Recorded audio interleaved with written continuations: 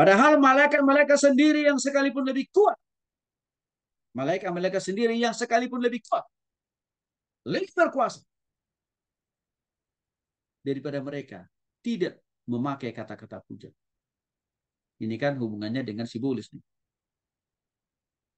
Kalau malaikat-malaikat menuntut hukum atas mereka di hadapan Allah. Artinya saya lihat di sini Bapak Ibu, malaikat-malaikat itu memang memiliki kekuasaan yang berasal dan bersumber dari Tuhan dan juga dibatasi oleh Tuhan sendiri juga kekuasaan daripada malaikat itu sendiri. Yang artinya apa? Tidak akan mungkin kekuasaan daripada malaikat itu melebihi daripada penciptanya. Itu Allah, nggak mungkin. Hanya jadi kalau malaikat itu punya kekuasaan, punya kemampuan, punya kelebihan itu tidak lebih tidak kurang hanya karena Tuhan sendiri aja sebenarnya yang memberikan itu kepada mereka. Hanya Tuhan aja. Bukan karena mereka sendiri ya punya kekuasaan itu. Maka waktu sekelompok malaikat itu menjadi iblis, dengan mulai ada benih di dalam hati dan pikiran mereka sombong, itu melebihi Tuhan. Maka apa yang terjadi Bapak Ibu? Kelompok-kelompok malaikat yang menjadi iblis itu langsung diamputasi Tuhan. Satu, kekuasaannya dibatasi oleh Tuhan. Pekerjaan mereka juga dibatasi oleh Tuhan dalam hal untuk merusak manusia dan ciptaan Tuhan di dunia ini. Eksistensi mereka juga di surga langsung diturunkan Tuhan ke bumi sebagai salah satu bentuk hukuman. Itu membuktikan bahwa kekuasaan malaikat itu tidak akan pernah melebihi daripada kekuasaan Tuhan. Kekuatan yang dimiliki oleh malaikat itu tidak akan pernah melampaui daripada kekuatan yang Tuhan berikan. Nah pertanyaannya, untuk apa Tuhan berikan kuasa? Tuhan berikan kekuatan bagi malaikat. Karena dengan kekuatan dan kekuasaan yang Tuhan, kekuasaan yang terbatas yang diberikan Tuhan kepada malaikat itu, maka malaikat sudah melakukan tugas dan perannya, baik hubungannya dengan Tuhan dan juga malaikat itu akan melakukan tugas dan perannya dengan maksimal dalam hubungannya terhadap manusia. Itu tujuannya. Ujung-ujung apa sebenarnya? Malaikat itu diberikan kuasa yang terbatas oleh Tuhan, ya kekuasaan yang terbatas oleh Tuhan untuk menolong kita aja. Jadi artinya apa? Bapak Ibu dikasih kita bersyukur loh. Allah itu menyediakan banyak sarana-sarana, banyak alat atau perpanjangan tangannya untuk menolong kita yang sungguh-sungguh percaya kepada Dia. Saya pertanyaannya, begitu banyak sarana termasuk saya katakan tadi perpanjangan tangan Tuhan untuk menolong kita, salah satunya adalah malaikat. Kok kenapa banyak orang tidak mengalami, tidak merasakannya? Kenapa? Iya, karena belum sungguh-sungguh bertobat. Karena belum sungguh-sungguh hidup dipimpin oleh Roh Kudus. Itu masa katakan di awal tadi. Kalau malaikat aja punya moral karakter sama seperti Allah, maka kita juga harus punya moral karakter yang sama. Supaya kita mudah merasakan dan melihat betul impartasi karya pekerjaan Tuhan lewat malaikat itu sendiri. Mazmur 103 ayat 20. Pujilah Tuhan, hai malaikat-malaikatnya. Nih.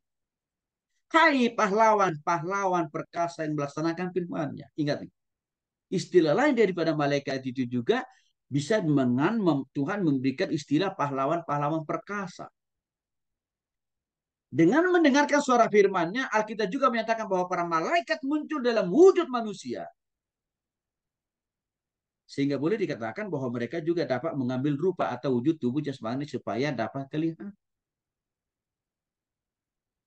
Tapi ingat, tidak selalu semua malaikat itu diwujud nyatakan oleh Tuhan. Atau ditampilkan oleh Tuhan. Tidak selalu. Dalam wujud, rupa, bentuk jasmani yang kelihatan seperti manusia. Tidak selalu. Untuk misi dan tugas-tugas tertentu yang Tuhan anggap penting malaikat itu dihadirkan dalam rupa manusia, wujud manusia. Memang bisa Tuhan pakaikan malaikat itu untuk punya mata, punya hidung, punya mulut, tangan, kaki, kepala seperti manusia. Bisa. Tapi tidak selalu Bapak Ibu. Tidak selalu. Artinya apa? Lebih cenderung, lebih dominan Tuhan mewujud nyatakan malaikat itu menolong manusia yang percaya dalam wujud roh. Maka di sini saya katakan tadi, syaratnya supaya kita merasakan wujud nyata kehadiran malaikat itu secara roh. Kita harus dipimpin oleh roh Allah. Yang diawali dengan apa? Kita harus sungguh-sungguh bertobat kepada Tuhan, Bapak Ibu.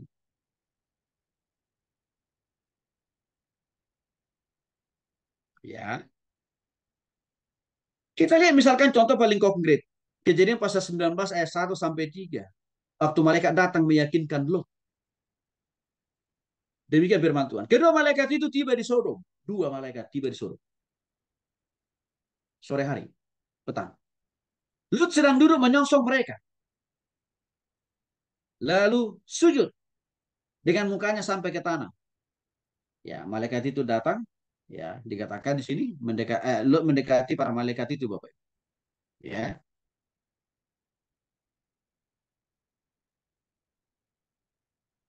serta Lut sujud menyembah kedua malaikat itu.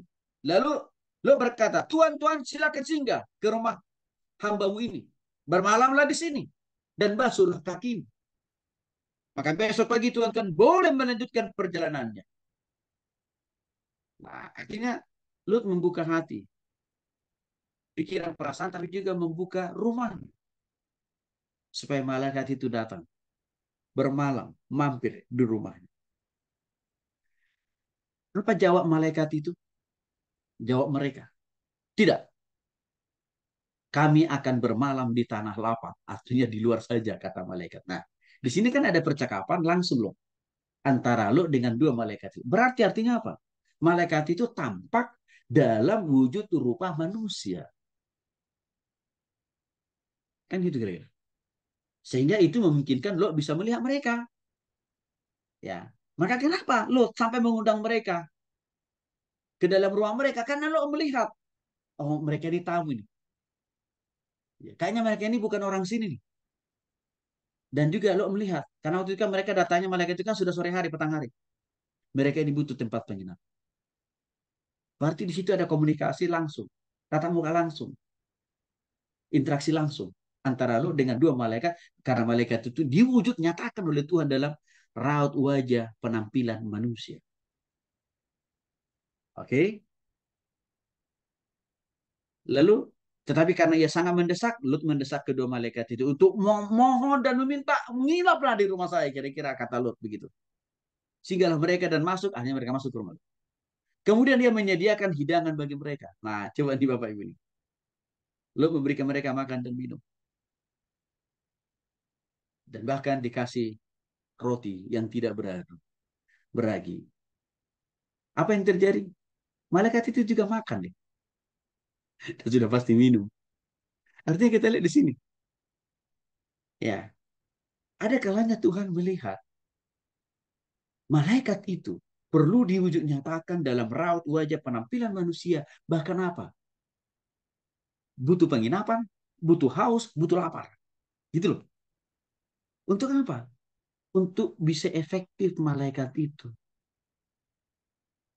menolong orang-orang tertentu. Dalam hal ini Lot untuk diselamatkan. Kita tahu akhirnya waktu para malaikat ini datang di rumahnya Lot, disitulah malaikat ini menjelaskan visi misi dan kehadiran mereka. Yaitu supaya Lot dan semua anggota keluarganya secepat mungkin meninggalkan kota Sodom. Kenapa? Karena 99% penduduk kota Sodom hidup di dalam moralitas yang rusak. Hidup di dalam dosa, hidup dalam poligami, hidup di dalam perzinahan, hidup dalam konsumerisme. Kalau Bapak perhatikan lanjutan dari kejadian pasal 19 ayat 3 seterusnya.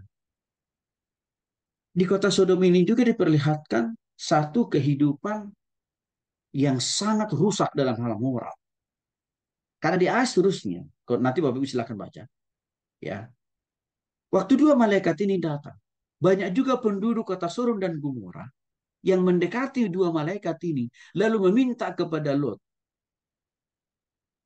untuk Ya, memakai dua malaikat itu. Dan yang meminta itu para laki-laki loh Bapak Ibu.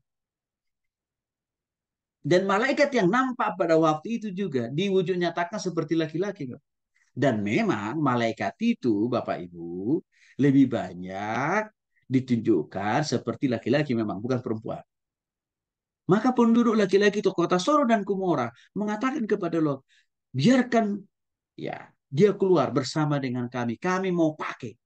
Artinya apa? Kehidupan homo, lesbianisme itu sudah subur terjadi di era perjanjian lama. Salah satu contohnya adalah di kota Sodom dan Gomora. Itu juga menjadi salah satu alasan mengapa begitu penting Tuhan musnahkan orang-orang di kota Sodom dan Gomora, karena tingkat moralitas kebejatan mereka sudah sampai titik nadir tertinggi. Tapi karena Tuhan melihat Lot dan anggota keluarganya masih jauh lebih baik daripada 99% penduduk kota Sodom dan Gomora. Karena Tuhan begitu sayang terhadap Lot dan anggota keluarganya, Tuhan sampai harus mengutus dua malaikat menyelamatkan Lot dan anggota keluarga. Tuhan sampai utus. Dan akhirnya kedatangan dua malaikat itu menyelamatkan Lot dan anggota keluarganya. Ya, dan akhirnya kota Sodom dan Gomora semua penduduknya dilenyapkan oleh Tuhan. Istri Lot menjadi tiang garam. Artinya apa? Itu kan keputusan dia pribadi, bukan karena Tuhan tidak mau menyelamatkan malaikat itu. Mau tadinya istrinya Lot selamat, tapi dia tetap memilih menjadi apa? Perempuan matre. Nah, hati-hati ibu ya, yang mata duitan, yang mata cuanan, atau istilah lain, perempuan matre, hati-hati. Nanti bisa jadi tiang garam. Ya, jadi di sini kita lihat bahwa diberikan kekuasaan kepada malaikat itu dengan supaya mereka efektif dan produktif melakukan tugas di bumi, menyelamatkan orang-orang pilihan, orang-orang percaya kepada Tuhan. Contohnya adalah Lot. Maka Bapak Ibu dikasih oleh Yesus Kristus. Pekerjaan seperti dilakukan oleh malaikat ini tanpa kita pahami, tanpa kita sadari, tanpa kita lihat katakan kasat mata selama. Seringkali Tuhan utus malaikatnya menjagai kita, menjauhkan kita dari mara bahaya. Seringkali. Cuma kita menganggap, itu peristiwa normal Pak Tony. Biasa. Kalau saya bisa tiap hari pulang berangkat dari rumah ke tempat kerjaan, ke tempat pelayanan, kan itu karena saya punya mata Pak Tony. Punya saya punya pikiran Pak Tony. Kita lupa. Satu langkah kita keluar dari rumah kita sudah penuh dengan risiko. Satu langkah kita keluar dari pintu rumah kita sudah langsung ada risiko. Nggak usah keluar pintu rumah, dan di dalam rumah berpotensi kita langsung mati mendadak. Kan gitu. Apalagi kalau sudah keluar rumah. Sudah terlalu banyak risiko yang pasti kita hadapi. Entah kita nabrak orang lah, atau kita ditabrak orang lah, entah orang lain bunuh kita lah. Gitu, Bapak. Tapi Bapak Ibu sadari tidak? Seringkali Tuhan selamatkan kita dari semua itu. Dan Tuhan suruh malaikatnya menjagai kita pagi, siang,